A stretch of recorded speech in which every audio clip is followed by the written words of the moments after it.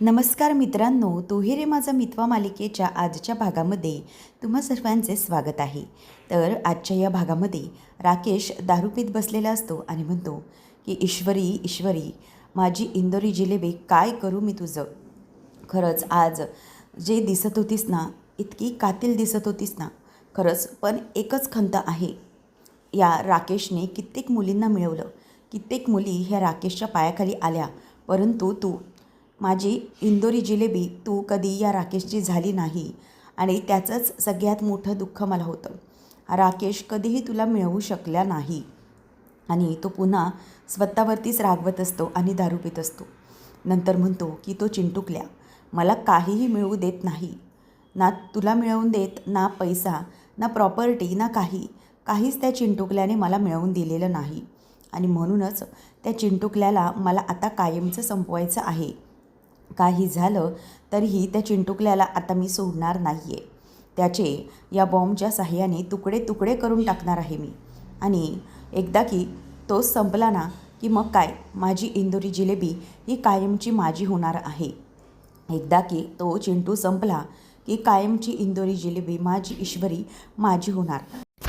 महत्त्वाची गोष्ट म्हणजे, जर का माझी इंदोरी जिलेबी तरी माझी झाली नाही, मग काय, तिला पण मी कायमचं संपवून टाकणार.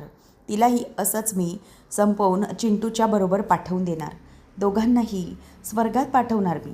असं म्हणून राकेश आता हसत असतो आणि म्हणतो की बस, काल मला ते सगळं जमलं नाही, परंतु आज मात्र मी शांत बसणार नाही. आज या दोघांच्याही, म्हणजेच स्पेशली त्या चिंटुकल्याच्या मला चिंधड्या उडवायच्या आहेत. राकेश, आता उद्या काहीही केल्या हा प्लॅन फसला पाहिजे नाही. असं म्हणून तो आता पुन्हा दारूचा ग्लास तयार करतो आणि स्वतःच मनातल्या मनात खूप जास्त चिडत असतो. बदलाच्या भावनाने तो आता पूर्णपणे पेटलेला असतो. तर ईश्वरीला अर्णव वर आणतो उचलून आणि तिला सोफ्यावर बसवतो. आणि ईश्वरीला बसवल्याबरोबर ती ऐ गं असं ओरडते. तर तो तिला म्हणतो की इथेच आता शांत बसून राहा, कुठेच हलायचं नाही, समजलं. तेव्हा मग आता तिला तो म्हणतो की बसलीस ना गप्प. तेव्हा ईश्वरी म्हणते की हो बसले मी. मग नंतर अर्णव तिला म्हणतो की मी सिंदूर तुझ्या पायाला लागलं आहे हे तर तू आधी एक्सेप्ट कर आणि त्यानंतरच मग बाकीच्या गोष्टींचा विचार कर. नंतर ती म्हणते की हो हो मी बसली आहे ना, करते मी. तेव्हा मग अर्णव म्हणतो की आता ना इथून तिथे अजिबात व्हायचं नाही. ईश्वरी म्हणते की हो मी कुठे एका जागेवरून दुसऱ्या जागेवर हलायला जात नाही आहे, मी तिथल्या तिथेच त्याच जागेवर अशी होते. तेव्हा तो म्हणतो की हो माहिती आहे मला, मोठी तुझी सेन्स ऑफ ह्युमर आहे, ते इथून तिथे होते म्हणे. आणि मग ईश्वरी त्याला म्हणते की हो चांगला आहे माझा सेन्स ऑफ ह्युमर. आणि मग ती त्याच्याकडे बघून हसत असते. अर्णव आता तिला म्हणतो की आता तू जरा गप्प बस, ऑलरेडी मी खूप दमलो आहे. मग आता ईश्वरी तिथेच असते. ती म्हणते की हो हो माहिती आहे मला, दमले आहात तुम्ही, मी इथेच बसली आहे, मी कुठेच हल्ली नाही आहे, माझ्या पायाला लागलं आहे म्हणून फक्त मी इथे बसू नये. तेवढ्यातच आता तिथून अंजली ताई येते. ती म्हणते की काय गं ईश्वरी, थांब जरा, मस्ती करू नकोस, जागेवरनं हलू नकोस. तेव्हा मग ती म्हणते की ताई तुम्ही. तेव्हा ती सांगते की हो हे बघ चिंटू, ईश्वरी आजीने लेप दिलाय आणि गरम गरम आहे लेप, चल पटकन पाय पुढे कर बघू, मी देते लावून पटकन पायाला तुझ्या, आणि म्हणजे तुला लगेच बरं वाटेल. ईश्वरी म्हणते की ताई नको, उगाच तुम्ही कशाला त्रास घेताय. तेव्हा ती म्हणते की अगं तुझ्या लागलं आहे ना पायाला, मग त्याच्यात त्रास इतकं काय आहे, आणि लावते मी इथे आण. तेव्हा मग ती म्हणते की नको ताई, तुम्ही माझ्या पायाला हात लावणार मला बरोबर वाटत नाही. त्यापेक्षा तुम्ही एक काम करा ना, तुम्ही यांच्या हातामध्ये द्या ना, म्हणजे ते लावतील. तेव्हा अर्णव तिच्याकडे बघतो आणि म्हणतो की वॉट, काय बोलतेस तू, मी लावायचं हे. तेव्हा मग तो म्हणतो की ऑलरेडी मी खूप दमलो आहे आणि तुला इतकं वजनाचं इथे उचलून आणलं आहे वरती, त्याच्यामुळे मी दमायला झालं आहे. ईश्वरी म्हणते की ओ माझं काही इतकं वजन नाही आहे हां, म्हणजे मी हलकी फुलकीच आहे. कसला तुमच्या त्या जिमचा काय उपयोग आहे. पुन्हा त्या दोघांचे वाद होतात. अंजली आता पुन्हा गालातल्या गालात हसते. नंतर मग आता अंजली म्हणते की दे ना मी लावते आहे. तेव्हा मग ती म्हणते की नको ताई, तुम्ही यांना द्या लावायला, म्हणजे हे लावतील माझ्या पायाला. तसं पण डॉक्टरकडे जाऊया हट्ट करतच होते ना, मग आता लेप लावला तर काय प्रॉब्लेम आहे. तेव्हा मग आता अंजली म्हणते की बरं चिंटू तुझा हात पुढे कर, हे घे हा लेप घे आणि हातात धर. तुम्ही काय तो पायाला लावा किंवा तोंडाला लावा, तुम्ही बघा काय करायचं ते. चला मी निघते, असं म्हणून ती आता तिथून निघते आणि जाता जाता ईश्वरीला म्हणते की ईश्वरी जागची हलू नकोस गं, उठू नकोस. मग ताई गेल्यावर ईश्वरीला आता अर्णव म्हणतो की हे काय, म्हणजे ताई लावत होतीस तर तू नको म्हणालीस आणि मग मला लेप लावायला का सांगितलं? ईश्वरी म्हणते की हो, तुम्हालाच सांगितलं मी लेप लावायला, कारण मला तुमच्या हातून सेवा करून घ्यायची आहे. तेव्हा मग आता लगेचच तो म्हणायला लागतो की सेवा आणि माझ्या हातून? तेव्हा ती म्हणते की हो हो, तुमच्याच हातून. तुम्ही नवरा आहात ना माझे, मग लावा, पायाला लेप लावा माझ्या. तेव्हा तो म्हणतो की हे ना मला अजिबात आवडत नाही आहे. ईश्वरी म्हणते की मग तुम्ही मला ना हे सगळं जर तुम्हाला नको आहे ना तर साफ साफ नकार द्या सगळ्याला, सरळ नाही म्हणा. तेव्हा तो म्हणतो की ओ नाही. ईश्वरी म्हणते की ठीक आहे, लावा मग आता. तरीही तो नाही म्हणूनही ईश्वरी पायाला लावायला सांगते. आता अर्णव म्हणतो की ठीक आहे, माझ्याकडे आता काही ऑप्शन नाही, तू पाय इथे टेबलवर ठेव, मी लावतो. तेव्हा ईश्वरी म्हणते की अर्णव सर नाही, पाय इथे ठेवू? तेव्हा तो म्हणतो की हो इथेच ठेव. आणि ईश्वरी आता अर्णव पायाला जसा लेप लावायला लागतो, तिची पट्टी असते पायाची, तो ती आता काढतो. पाय जरासा हलकासा लाल लाल झाल्यासारखा असतो. तेव्हा अर्णव लेप लावायला सुरुवात करणार तेव्हाच ईश्वरी ओरडायला लागते. तेव्हा तो म्हणतो की ओरडू नकोस. ईश्वरी म्हणते की काय ओरडू नको? अहो गरम किती आहे तो लेप, म्हणून माझ्या पायाला लागलं आहे, त्रास होतो आहे मला. तेव्हा अर्णव म्हणतो की अगं गरमच असतो तो लेप, ॲक्च्युली हळद असते ना, आंबे हळद, ती गरम करून ती अशी उगळवतात, त्यामुळे गरम केल्यामुळे ती अशी गरम गरम लागत असते आणि पाय लगेचच बरा होईल त्याने तुझा. ईश्वरी म्हणते की तुम्हाला बरं हे सगळं माहीत आहे, म्हणजे आंबे हळद वापरली वगैरे. तेव्हा मग अर्णव म्हणतो की हो मला माहीत आहे, कारण लहानपणी मला किंवा ताईला लागायचं ना तर लहानपणी आमच्या आजी असाच लेप तयार करून आमच्या पायाला वगैरे लावायची, जिथे दुखायचे तिथे. त्यामुळे मग आम्हाला लगेच बरं वाटायचं आणि तो लेप असायचा आणि कोणत्या इन्ग्रेडियंट्सचा ते देखील मला माहीत आहे. त्यामुळे तू ना आता जरा शांतच बस आणि जरा गरम लागू दे पायाला, जरा बरं वाटेल तुझ्या. असं म्हणून आता ईश्वरी त्याच्याकडे आश्चर्याने बघायलाच लागते की अर्णवला चक्क या लेपबद्दल माहीत आहे. मग नंतर ईश्वरी त्याला तो लेप लावत असताना काहीतरी बडबडायचा प्रयत्न करत असते, काहीतरी बोलत असते की अर्णव सर, पण लगेचच तो थांबवतो आणि म्हणतो की एक मिनिट, अजिबातच बडबडायचं नाही, मी तुला लेप लावून देतो आहे ना, शांत राहायचं आणि हा लेप लावून घ्यायचा, नाहीतर हा लेप असर करणार नाही, समजलं? असं म्हणून तो तिला गप्प करतो.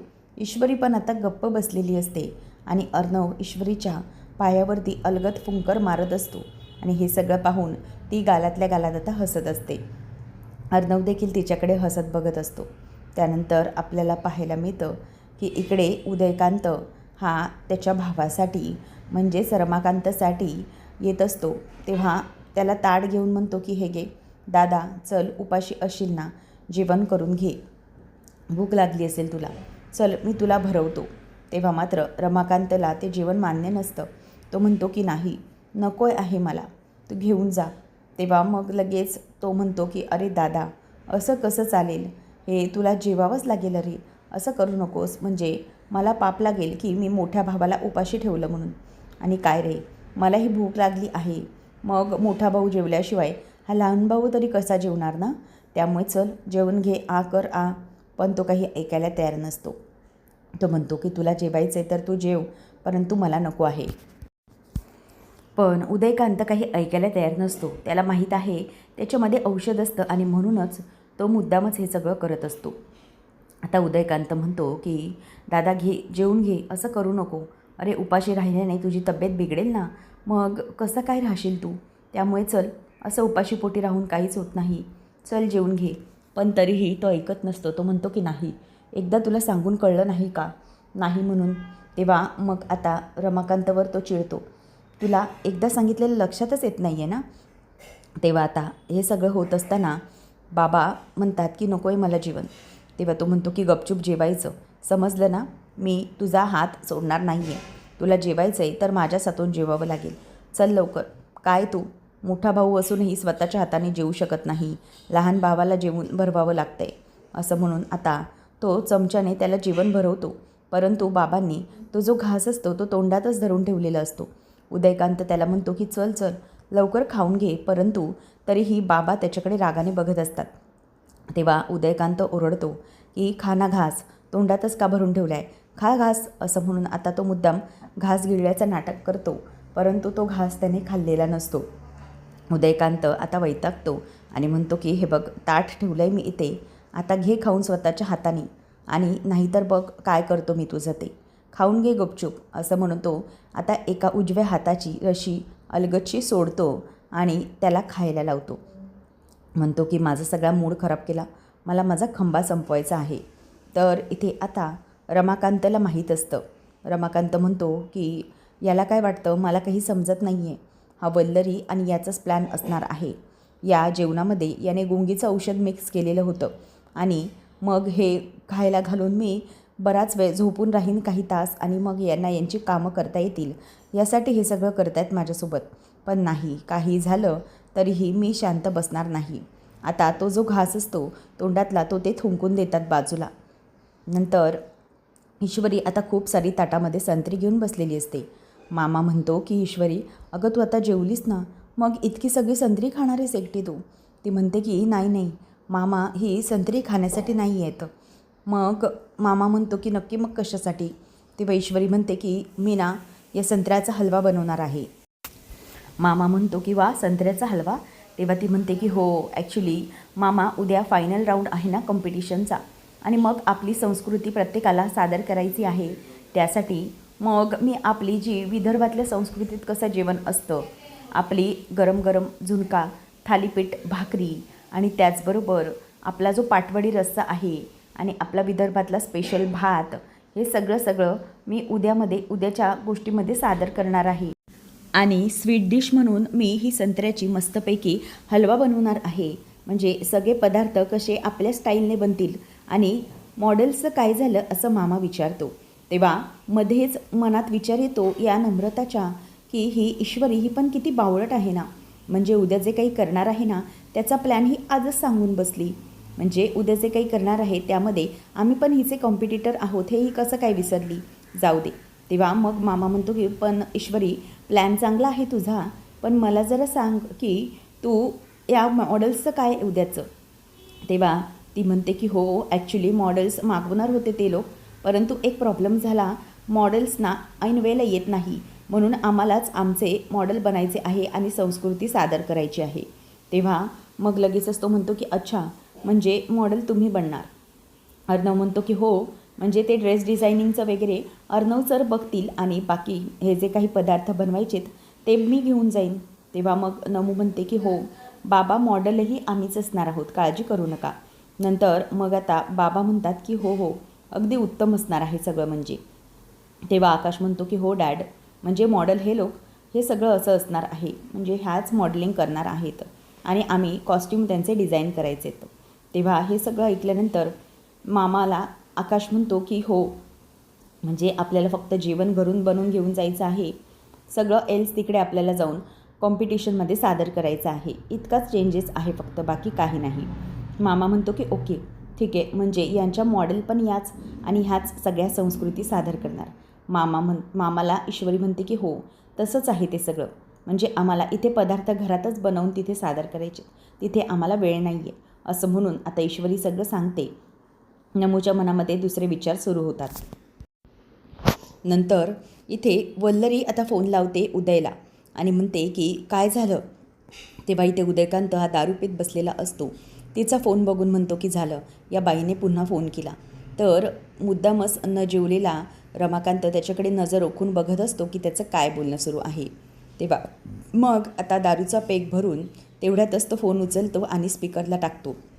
तेव्हा वल्लरी त्याला विचारते की काय रे, त्या रमाकांतने काही तोंड उघडलं की नाही, काही बोललाय की नाही तो पुराव्यांबद्दल? तेव्हा मग तो म्हणतो की नाही, अजूनही काही त्याने तोंड उघडलेलं नाही आहे. मग वल्लरी म्हणत असते की अरे असं काय करतोय, काहीतरी कर आणि त्याला तोंड उघडायला भाग पाड ना.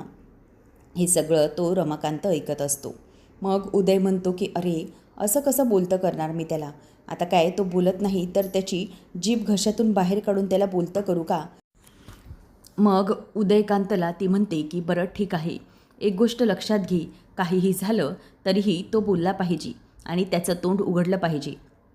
आणि तू एक काम करायचे, तेव्हा लगेचच उदयकांत म्हणतो की मी त्याला 12-10 तासासाठी बेशुद्ध केलं आहे, त्याला जेवणामधून गुंगीचं औषध दिलेलं आहे, त्यामुळे नो वरी. मग लगेच ती म्हणते की एक काम कर, मी तुला ना स्पर्धेचा पत्ता पाठवते, त्या स्पर्धेच्या पत्त्यावर तू ये, तुझी मदत लागणार आहे. मग लगेचच त्या अर्णवला संपवायचं आहे असं म्हटल्यावर उदय म्हणतो की काय, त्याला संपवायचं आहे? मग तुम्ही तो सौदामिनी आणि राकेश काय कामाचे आहेत, काय करतायत काय ते? तेव्हा मग बाबांनी हे ऐकल्यावर त्यांना धक्का बसतो की हे काय, म्हणजे माझ्या सुनेला आणि मुलाला संपवण्याचं प्लॅनिंग चालू आहे यांचं. तेव्हा मग उदय म्हणतो की अरे त्यांच्या गरजेचं काय, म्हणजे मी तिथे स्पर्धेत येऊन काय करायचं आहे काय? तेव्हा वल्लरी म्हणते की तुझी मदत लागणार आहे ना म्हणून बोलवते.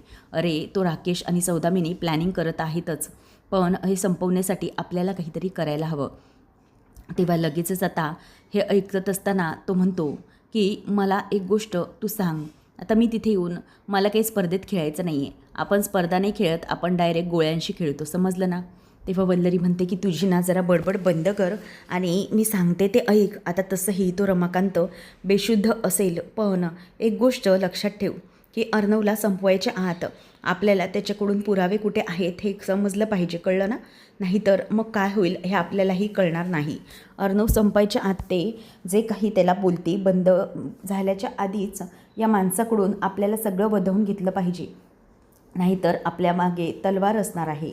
तेव्हा तो म्हणतो की हो, मी बघतो कसं काय करायचं ते.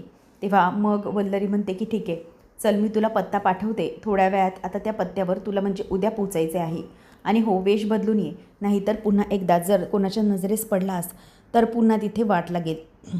आपण दोघंही खडी फोडायला जाऊ सगळ्यात आधी, त्यामुळे जरा वेश बदलून ये. तेव्हा तो फोन ठेवतो आणि रमाकांत म्हणतो की अच्छा, म्हणजे हा आता उदय स्पर्धेच्या ठिकाणी जाणार आहे तर ईश्वरी आणि अर्णव यांना त्रास देण्यासाठी. पण काही झालं तरी यांचा प्लॅन मी सक्सेसफुल होऊ देणार नाही. तर दुसरीकडे राकेश दारू पिऊन अगदी टून झालेला असतो आणि तो झोपलेला असतो. तिकडे सौदामिनी येते आणि ती वैतागते, म्हणते की हे काय, हा माणूस अजून इथे झोपला आहे.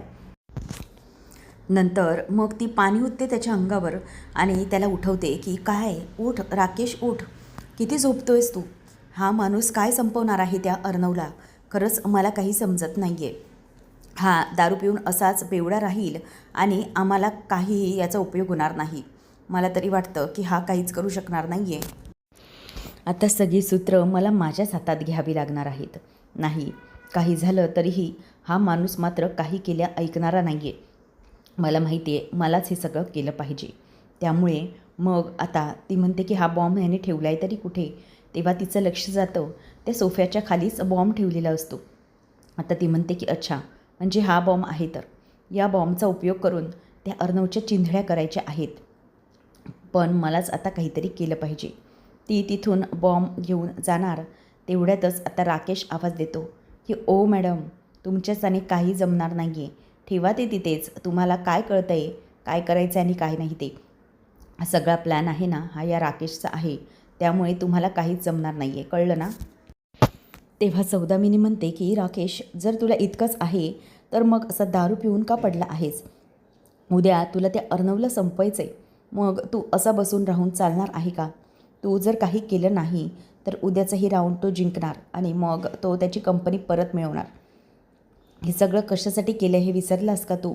मला कंपनी मिळवायची आहे आणि तुला काहीही केल्या त्याला संपवायचं आहे, हे सगळं कसं विसरतोस तू? राकेश म्हणतो की मी काही विसरलो नाही आहे, मला जे काही करायचं आहे ना ते मी उद्या सगळं करणार आहे, समजलं ना? तेव्हा ती म्हणते की हो, तुझा उद्या कधी उजाडणार आहे ते बघते मी, आणि हे असं झोपून राहून कसं काय घडणार आहे? तेवढ्यातच तिथून वल्लरी कॉल करते आणि वल्लरी आता हे सगळं देशमुखबाईला म्हणत असते की काय करायचे उद्याचं काही प्लॅनिंग आहे की नाही? ती ईश्वरी आणि तो अर्णव त्यांची तयारी इतकी आहे ना की ती तयारी बघूनच मला असं वाटतं आहे की उद्याचा फायनल राऊंड पण ते जिंकणार आहेत आणि उद्या काहीही करू शकणार नाही आहे आपण. मला मनातून खूप भीती वाटते. तेवढ्यातच राकेश आता तो फोन खेचून घेतो.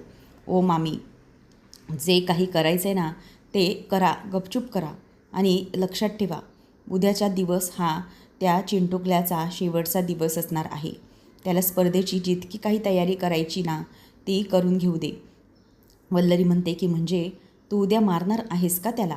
तेव्हा तो म्हणतो की हो, उद्या मी कायमचा संपवणार आहे. त्यामुळे तुम्ही एक काम करा, तुम्ही शोकसभेची तयारी करायला घ्या. मी इथे त्या चिंटूला संपवणार म्हणजे संपवणारच. आता वल्लरी पूर्ण घाबरलेली असते. तो म्हणतो की फक्त एक काम कर, तो ईश्वरी अर्णव त्यांचे थोडे थोडे जे काही अपडेट असतील ते मला देत राहायचे, मग मी बघीन काय करायचं ते.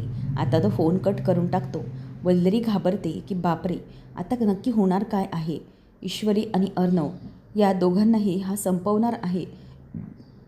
मी त्या उदयला तर पत्ता पाठवला आहे, पण जाऊ दे, काही झालं तरीही जोपर्यंत हे दोघंजणही संपणार नाही तोपर्यंत प्रॉपर्टी 25% वाटा माझ्या हातामध्ये येणार नाही. आणि ती मनातून खूपच जास्त खुश होत असते. त्यानंतर आपल्याला पाहायला मिळतं की अर्णव हा रात्री अजूनही झोपलेला नसतो. तो आईचा जो फोटो असतो तो घेऊन बसलेला असतो. आता सात्विकाच्या ज्या लहानपणीच्या त्याच्यासोबतच्या आठवणी असतात त्या आठवणी त्याला आठवत असतात की शहाणं गं माझं बाळते, असं म्हणून ती त्याला जवळ घेत असते. आणि आई त्या दोघांबरोबरही कशी कॅरम खेळते, सगळ्या वस्तू सगळ्या गोष्टी त्याला आता एक एक आठवत असतात. तेवढ्यातच ईश्वरीला जाग येते. ती बघते तर बाजूला अर्णव नाही, म्हणून ती उठून बघायला जाते. त्याच वेळेला इथे आता अर्णव त्या फोटोंमध्ये रमून गेलेला असतो. तो म्हणतो की मॉम, मला माहिती आहे की हे सगळं जे काही घडतं आहे हे खूप चुकीचं घडत आहे. आपल्या सात्विक फॅशनवरती काही लोकांचा डोळा आहे, पण डोंट वरी, मी हे जे काही होतं आहे ना ते अजिबात घडू देणार नाही. मी तुला वचन दिलेलं आहे की माझं सात्विक फॅशन मी पुन्हा माझ्या हिमतीवर मिळवून दाखवणार, म्हणजे दाखवणारच, काहीही झालं तरीही. आणि कोणीही किती प्रयत्न करू दे ही कंपनी संपवण्याचा, परंतु मी या सगळ्या गोष्टी ऐकून घेणार नाही, असं म्हणून आता तो तिथे स्वतःच्याच आईशी फोटोमध्ये बोलत असतो. ईश्वरी तिथे उठून जाते आणि नंतर मग अर्णव फोटो बघतच असतो एकटक. ईश्वरी त्याच्या खांद्यावर हात ठेवते आणि नंतर मग ईश्वरी मनातल्या मनातच म्हणते की मला माहीत आहे अर्णव सर, या क्षणाला तुम्हाला तुमच्या आईची खूप आठवण येत असेल ते, पण काळजी करू नका, मी आहे तुमच्यासोबत, आपण हा राऊंड जिंकायचाच आहे, असं मनातल्या मनात ती त्याला दिलासा देत असते. आणि अर्णव पण गप्प बसलेला असतो. तर दुसऱ्या दिवशी सकाळी ईश्वरी आता उठते आणि तिने सगळे काही जे पदार्थांची तयारी करायला सुरुवात केलेली असते. ती म्हणते सगळ्यांसाठी गरमागरम पोहे तयार झालेले आहेत, आता यामध्ये मी बाकीच्या गोष्टी तयार करायला घेते. तेव्हा आकाश येतो आणि म्हणतो की हे काय, कधी उठलीस तू आणि झोपलीस पण की नाही रात्री. तेव्हा ती म्हणते की हो, त्याचं काय झालं ना भाऊजी, झोपायला जरा उशीरच झाला, परंतु ठीक आहे, आज स्पर्धेचा शेवटचा दिवस आहे, त्याच्यामुळे नो झोप. आज आपल्याला जिंकायचं की नाही, त्यामुळे स्पर्धेसाठी सगळी उत्तम तयारी केली आहे, मी सगळं तयार करून ठेवलं आहे. तेव्हा तो म्हणतो की मला सांग, नम्रता कुठे आहे. तेव्हा ती म्हणते की नाही, मलाही माहीत नाही आहे. मग त्यावर तो म्हणतो की आता तिने मदतीला इथे यायला हवं होतं ना. तेव्हा तो सांगतो की ठीक आहे, मी बघतो जाऊन. इशू म्हणते की राहू दे, हरकत नाही, झालंच आहे आता माझं सगळं. त्यानंतर ईश्वरी मनात विचार करते की आज फायनल राऊंड आहे आणि ताई कुठे गेली असेल यावेळेला नेमकं. ताईच्या मनात वेगळं तर काही चालू नसेल ना, असं ती विचार करत असते. तर पुढच्या भागामध्ये आजी ईश्वरीला म्हणते की खरंच ईश्वरी, तू स्पर्धेसाठी निघाली आहे तरी पण तू दुसऱ्यांचा विचार करत आहेस, खरंच खूप चांगले आहेत विचार तुझे आणि अशीच यशस्वी होशील तू, मला माहीत आहे. तेव्हा आता आजीला ती थँक्यू असं म्हणते आणि अर्णव आणि मामा म्हणतो की चला लवकर चला, आपल्याला उशीर होत आहे, स्पर्धेला पोचायचं आहे. तेव्हा मग आता अर्णव आणि बाकीचे सगळे लवकर निघालेले असतात. ईश्वरीचा एक डब्बा आतमध्ये राहिलेला असतो जेवणाचा. ती म्हणते की माझा एक डब्बा आतच राहिला, म्हणूनच ती जाते तो डब्बा घेण्यासाठी. तेवढ्यातच आता तिथून ती येत असताना, म्हणजे ती जाते त्याच वेळेत पटकन नम्रता तिची साडी खराब करते. अर्णवने तिच्यासाठी जे डिझाईन केलेलं असतं ते सगळा ड्रेस ती खराब करून टाकते. नंतर उदयकांत आता निघालेला असतो, तेवढ्यात रमाकांत मागून येतो आणि त्याला धरतो आणि त्याला जोरात खाली ढकलतो. त्याला ढकलल्याबरोबर आता तो खाली पडतो आणि बाबा त्याच्या डोक्यात पटकन काहीतरी घालतात जेणेकरून उदय हा बेशुद्ध पडावा आणि तिथल्या तिथेच पडला पाहिजे. आता बाबा हे त्याला तिथल्या तिथेच बांधतात आणि निघालेले असतात अर्णव आणि ईश्वरीच्या स्पर्धेच्या इथे. तर राकेश हा पूर्णपणे तयारी करून आलेला असतो स्वीपर म्हणून. त्याच वेळेला तो एका रूममध्ये चाललेला असतो सात्विक फॅशनच्या ईश्वरी अर्णवच्या. त्याच वेळेला आता तिथे पोलीस येतात आणि त्याला विचारतात की काय रे, कोण आहेस तू आणि इथे काय करतोय. आता मात्र राकेशची हवा टाईट झालेली आहे. आता राकेशला पोलीस पकडू शकतील का पाहणं रंजक ठरेल. असेच अपडेटसाठी चॅनलला नक्की सबस्क्राईब करा. धन्यवाद.